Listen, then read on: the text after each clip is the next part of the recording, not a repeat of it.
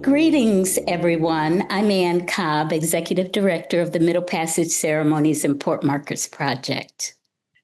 And I'm Ann Chin, the Program Director, and we are fortunate to be able to share our conversation with Tara Roberts, author of the recently published book, Written in the Waters, a memoir of history, home, and belonging. This past July, Ann and I visited Georgetown, South Carolina, to discuss with local community members the installation of a Middle Passage marker there, because they are an arrival site.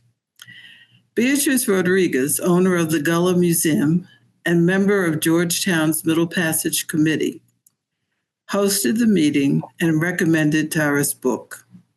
After reading this very personal story of research and discovery, especially as it relates to the Middle Passage and to legacy, we decided that we had to contact her and connect with her. So I'll tell you just a little bit about Tara, an explorer in residence at the National Geographic Society. Tara has ventured into the Atlantic Ocean waters along the coastlines of Africa, North America, and Central America, seeking the wrecks of vessels that carried captive Africans. Written in the Waters is a lyrical memoir of Tara's journey that connects her with other divers, scholars, archaeologists, family members, friends, old and new, across the globe to help her make sense of this history and her own identity. Our conversation is recorded and accessible online. Because of scheduling conflicts and previous commitments, we cannot take your questions or comments, but we will respond to you through our email and Facebook page. The link will be at the end of this discussion, and you can just shoot your questions or comments through there. So, Tara, welcome, and thank you for speaking with us. Oh, it's my honor to be here with the dynamic Anns. Well, we have a lot of questions. So okay. I will just start with the first one. I mean, we could probably hold this for at least an hour and a half, but we're gonna. But we won't. We won't. We can't. We're not going to do that. So my first question to you is, how did you begin this journey of discovery and connection? Well, thank you for that question. And I was a bit serious when I said I'm with the dynamic duo, because I think you two are that. But it is also such an honor to be in conversation with you two around the really important work that you're doing around the country right now. So I just want to have one moment where I just thank you for this stance that you have taken for preserving and honoring our history. So just want to say that. For me, I completely backed into this work by accident. I think maybe I was a little different because I wasn't seeking out our history. As a matter of fact, I was a little afraid of our history because I thought it was too painful, quite honestly. Mm-hmm. But back in 2016, I happened to go to the National Museum of African American History and Culture, and it was there that I saw a picture that completely changed my life. It was a picture of a group of primarily Black women in wetsuits on a boat. I'd never seen such a picture before. Never knew that there were Black scuba divers out there in the world. And then to find scuba divers that were doing this work, they were a part of a group called Diving with a Purpose, and their mission was to help search for and document slave shipwrecks around the world. And I just thought that was, I mean, it floored me, quite honestly. I was like, wait, what? Wait, what? They're doing what in the world? It really amazed me. And I happened to come across this photograph in 2016, which, if you can remember that year, it was a year when issues of race were very big on the national stage. And I had wanted to do something to help heal the space around race, but I didn't know what to do. I didn't know how to approach it. My work had been in the gender space before that, so I just didn't know what to do. But when I saw these divers and I read about their work, you have to forgive me. Sorry, everybody, I have a bit of a cold today, so my voice is a little scratchy, but I'm here. Um, but yeah, I wanted to do something. I didn't know really what to do. But when I saw those divers, I didn't really think that this would turn into anything. I just knew that I wanted to participate in the work somehow. And originally I thought, maybe I could just help them raise money, which I don't know why I thought that, because I am not a good fundraiser. So but I was working for a nonprofit and I was like, I don't know, maybe my nonprofit could help them some sort of way. But that didn't work out. Instead, the co-founder of Diving with a Purpose, a gentleman named Ken Stewart, who has become a dear friend since then, Ken invited me to join them. And I could not turn that down. So he got me into the first or the oldest Black diving club in the entire country.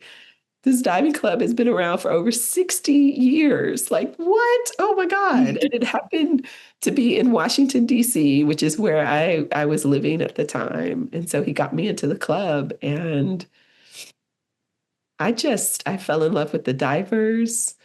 I thought people should know about what they're doing. Thought their work was important. I thought they were upending ideas of who Black people could be in the world. So I wanted to tell their stories.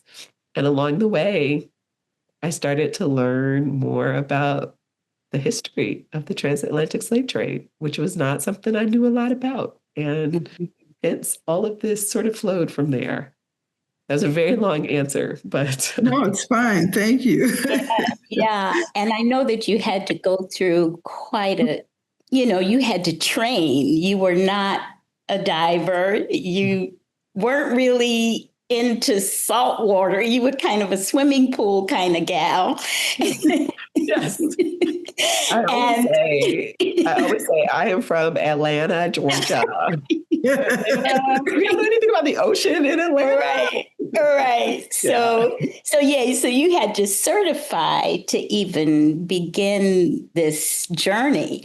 And so I can imagine that first underwater encounter must have been one that you'll never forget. And I don't know if, whether things happened that were unexpected or expected, but can you describe for us a little bit how that first underwater experience played out? Sure.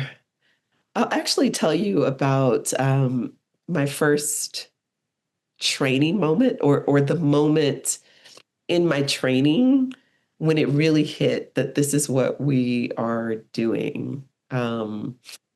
We so Diving with a Purpose trains people to become underwater archaeology advocates. And what that means is that we are below the surface. We've got clipboards and mylar paper and pencils and measuring tape. And we're down there below the surface measuring the artifacts on the ocean floor. So it trains us in this technique. And I remember the very first time, it wasn't the very first dive, but I remember a moment in my training when I was on the boat and I was the last person to jump in the water. So we had a class of, I don't know, somewhere between like 20 and 30 people. And the way that you work underwater, like one of the cardinal rules about diving is that you never dive alone. So you always have a buddy.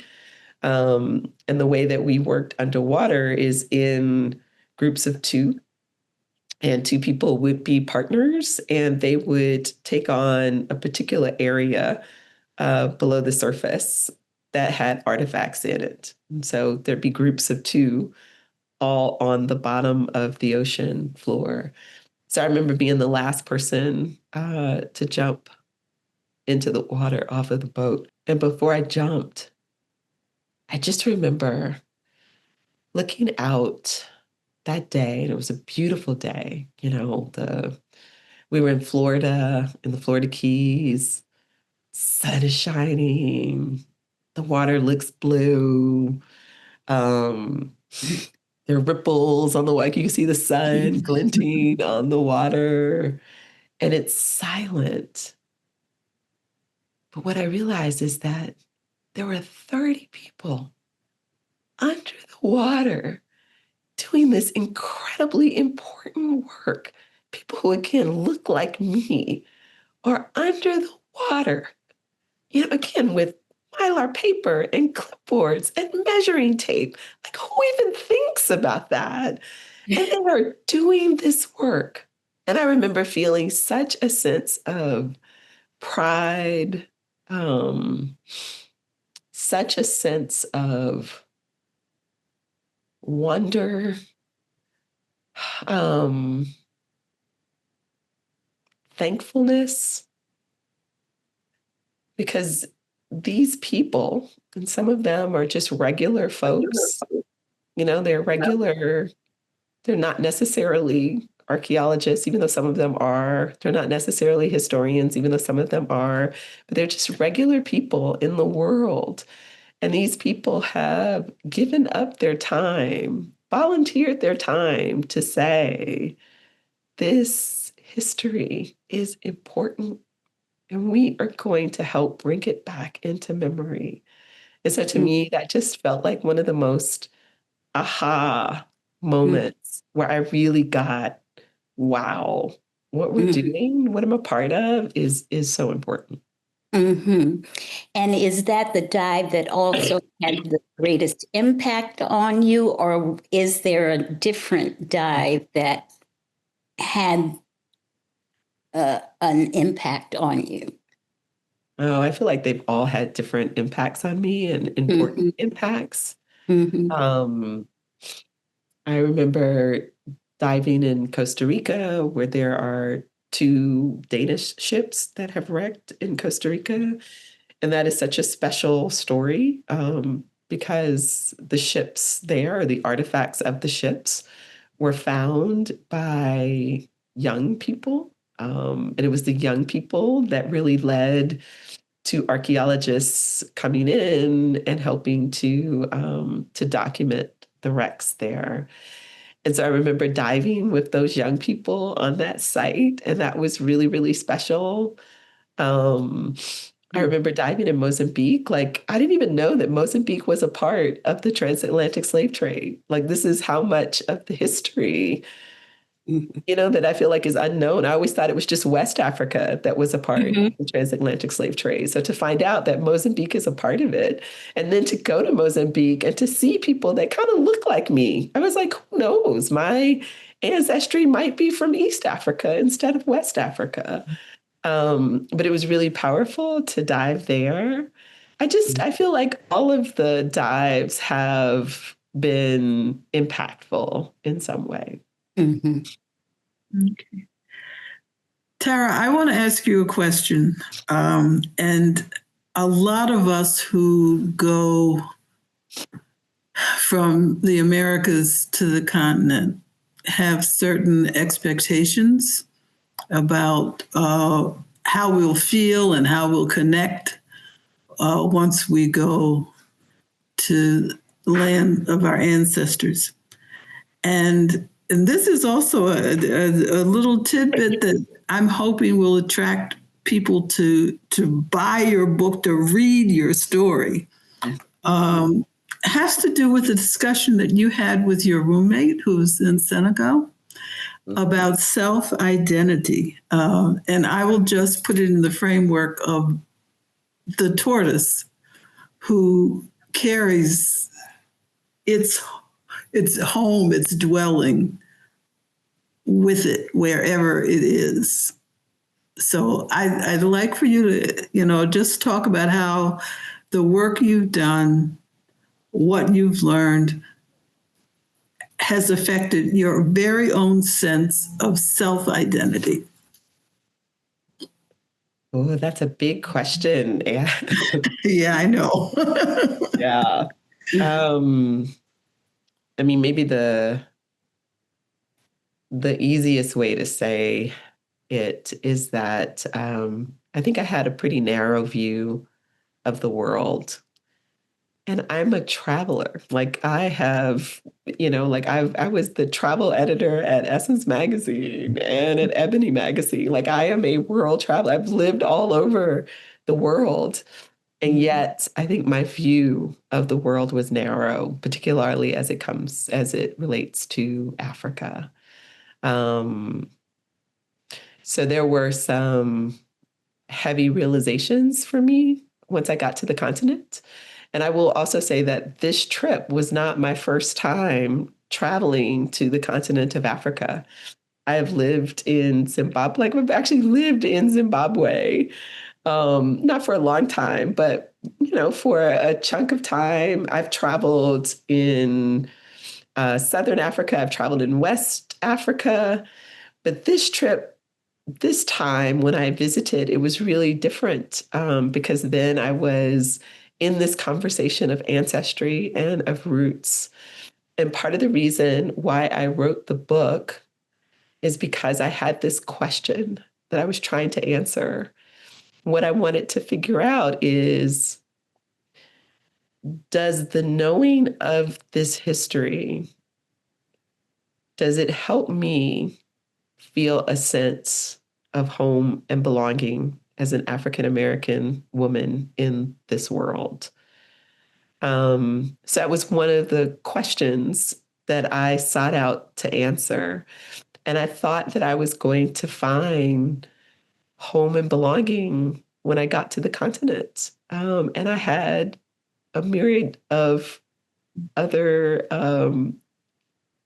reactions and experiences on the continent. And some of them were beautiful, some of them were eye-opening, some of them were heartbreaking. Yeah, I think the thing that my friend said to me, and we still don't know who said this quote, it often gets attributed to James Baldwin, but we can't find him as the actual source of this quote. But the quote goes, to be African American is to be African with no memory and to be American with no privilege. There's such a way that African Americans, I think in particular, are displaced people. It's like, where do we, and not everybody feels this. But this was one of the things that I struggled with. There's such a way in the US where there are issues, I think, with us experiencing full acceptance here. And I think the same exists on the African continent. One thing that one of the archaeologists, brilliant archaeologists from Senegal, a man named Ibrahima Chow, who's a professor and an archaeologist at the university in Senegal, he said to me that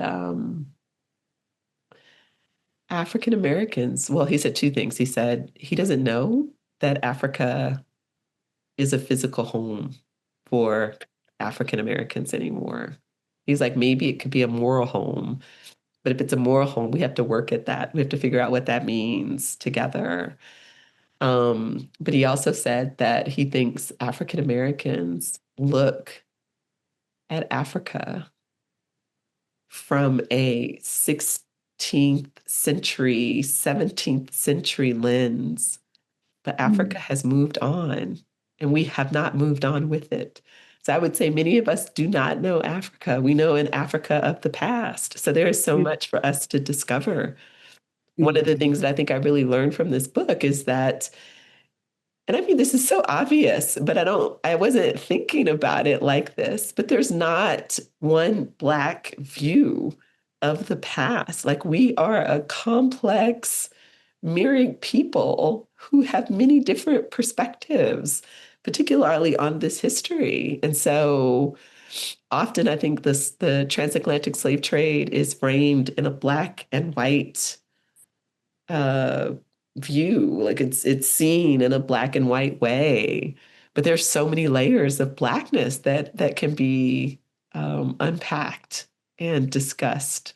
So many conversations that I think we need to have. If you think about Caribbean experiences, you think about African experiences, not just one African experience. It's, like it's just complicated. It is complicated. And as we speak of home, though, where is home? I'm very much interested in your return to your family ancestral home in Edenton, North Carolina. That was a very important part of your journey. And clearly, water, you brought some of that water from Edenton back to, maybe you were still in DC or Atlanta. I think it was Atlanta. Yeah, you brought it home. So that connection was extremely important to you. Just briefly, what made that return so important to you? And how does your work with shipwrecks impact that relationship to your family's land history? Well, I don't know if either of you are into astrology, but I'm an Aquarius. Oh my gosh. goodness. So are we. You're both Aquariuses? Yes. There was a minute where everybody on our board was an Aquarian. Oh Everybody. my gosh. And we didn't know it. What? Yes. Okay. All right. So maybe you can relate here. Like, Maybe. Aquarians are kind of free spirited, Got it. hard to pin down. Guilty. Guilty. So I feel like I am a quintessential Aquarius who has been bopping around the world most of her life. Like, I think I've had, what is it, like, I don't know, like 20 addresses in like the last 20 years. Like, I'm like, Yeah. Yeah, we know. yeah, okay. Yeah, we understand. So one of the things that I, like, as I was trying to have this question answered, like, where do I belong? Where is home for me?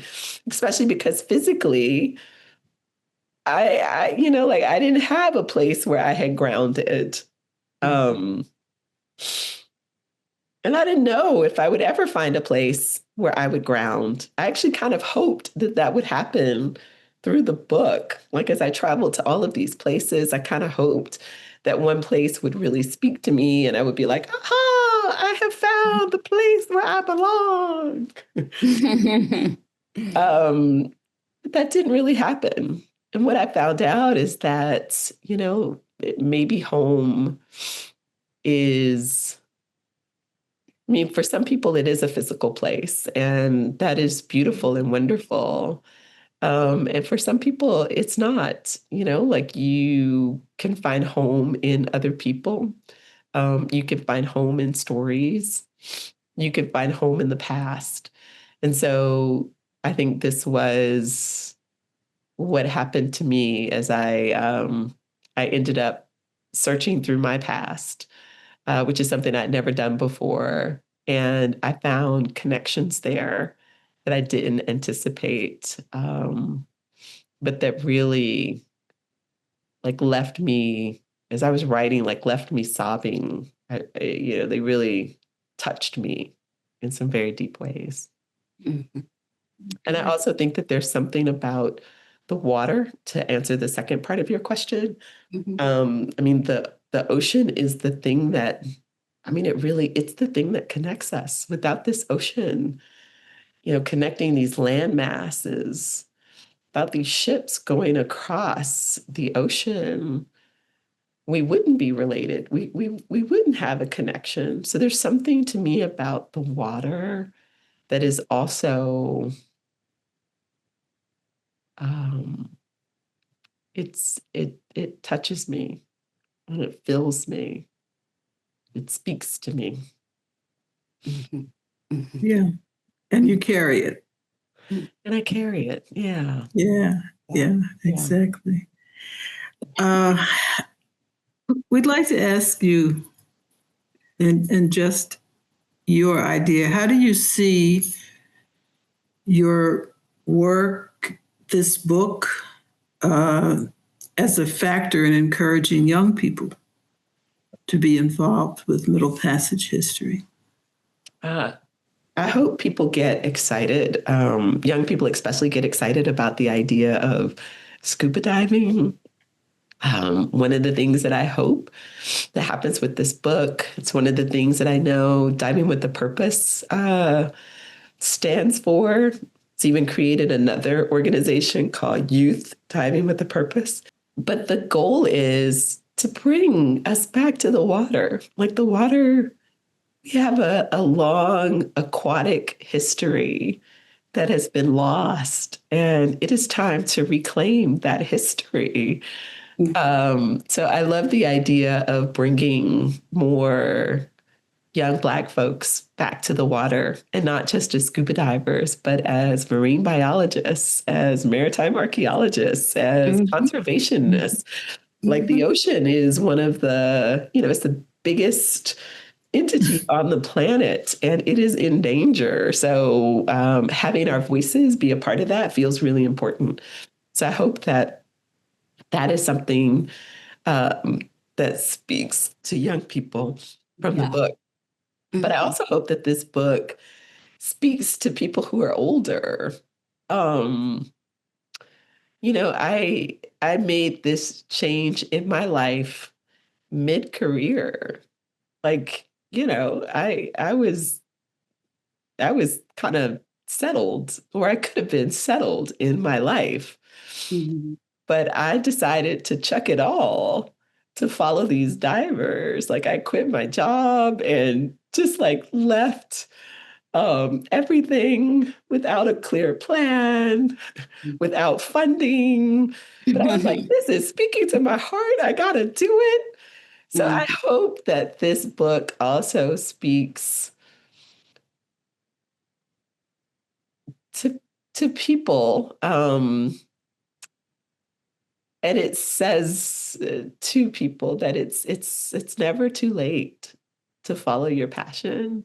Mhm. Like it's never too late to follow that little bit of curiosity, because you don't know where it's going to take you, but it can take you somewhere really juicy and Mhm. fun.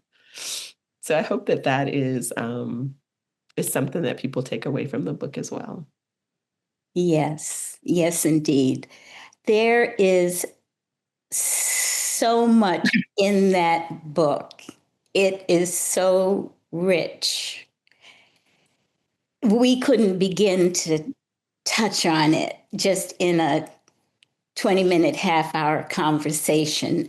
So I would encourage everyone who is listening to this that they grab a book from somewhere and just sit down and read it. Just gems that are in there.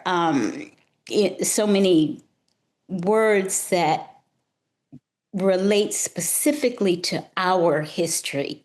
As African Americans, I'm talking about the part where you said, and I don't remember where it was, that you acknowledge the pain and move beyond it is advice that when you're trying to deal with a history so complex as this, that you just need to, it hasn't ended at our enslavement or during the Middle Passage enslavement or any of the things that followed, Jim Crow, et cetera. And so there are just so many just great gems about home and the water itself, which is, major factor in your journey. Just amazing. So and I know we have to let you go, but we want to thank you for sharing your experiences with us tonight. Oh, it's my honor and privilege. So thank you for having me. It's really been fun. Thank you, Tara. Yes. This has been. I hope we're going to circle back because we want to know what's coming next. Yeah, that was another question I had. Like, no, we're going to wait. We're going to wait. We'll wait on that. Yeah, we'll wait. But in 2026, we're going to have another conversation with you. I love it. Yes, that's perfect. Okay, thank you so much. Thank you.